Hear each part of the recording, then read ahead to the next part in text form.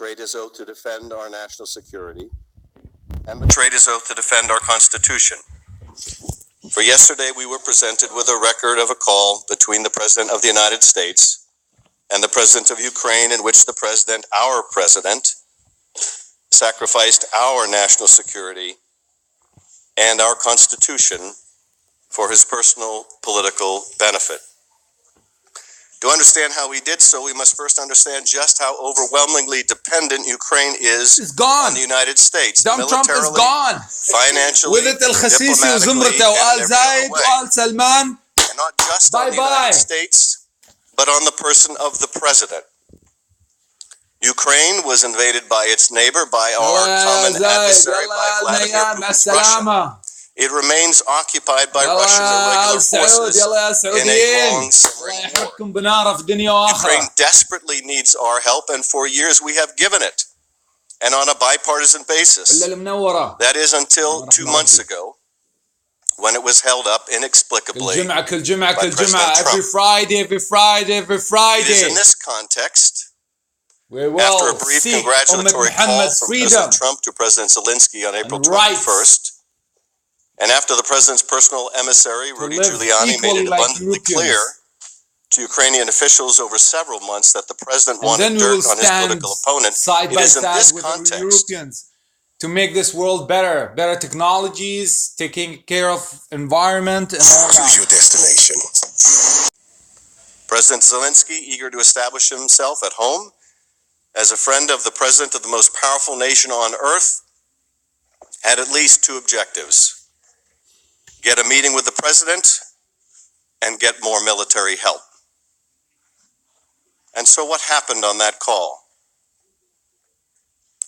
Zelensky begins by ingratiating himself, and he tries to enlist the support of the President.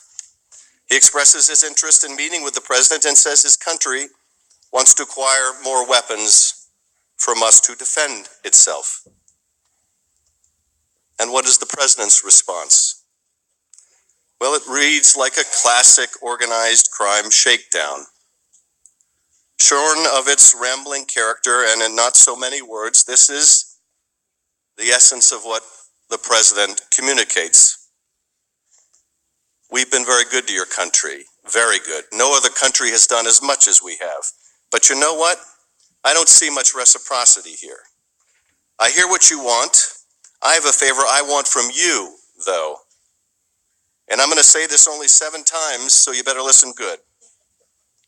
I want you to make up dirt on my political opponent, understand lots of it.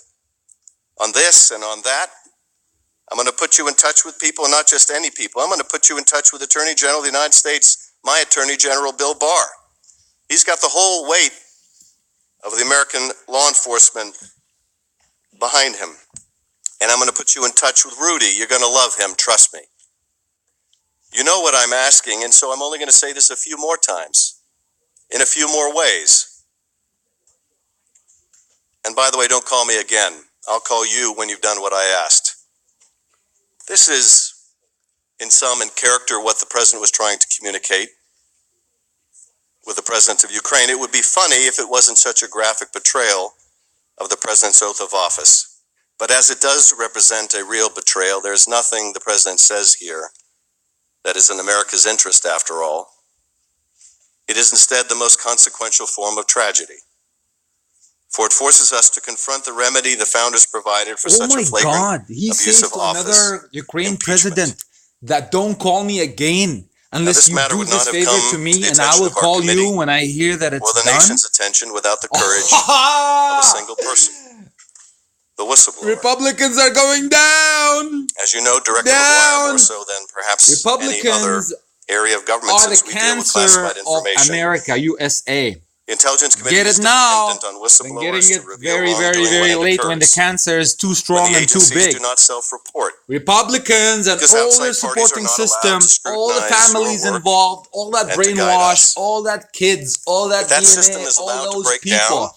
As it did here. Circle them. Put a big circle on the Republicans and their families and their ties and their connection inside and outside USA. Serious wrongdoing goes unreported, or whistleblowers take matters into their own hands and divulge classified information to the press in violation of the law. and placing our national security at risk. The same thing. This is why the whistleblower system is so vital to us, and why your handling of this urgent complaint is also so troubling. Today we can say for the first time since we have released this morning the whistleblower complaint that you have marked unclassified, that the substance of this call is a core issue, although by no means the only issue raised by the whistleblower's complaint, which was shared with the committee for the first time only late yesterday.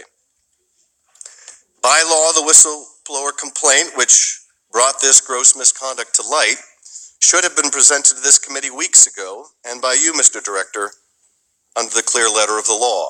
That's enough for me. And yet it wasn't.